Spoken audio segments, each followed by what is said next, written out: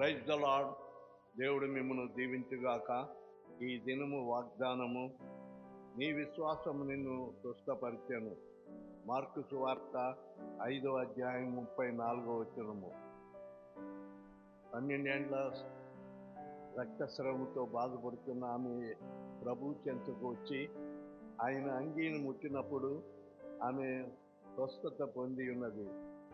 ఆమెతో, కుమారి, నీ విశ్వాసము నిన్ను స్వస్థపరిచెను, సమాధానం గల దానమై పొమ్మని ఆమెతో ప్రభు వారు చెప్పారు. కనుక నీ విశ్వాసమే నిన్ను స్వస్థపరుస్తూ ఉన్నది. దేవుడు ఈ వాగ్దానము నీ వినికిడిలో ఆశీర్వదించుగాక. ఆమేన్. Praise the lord.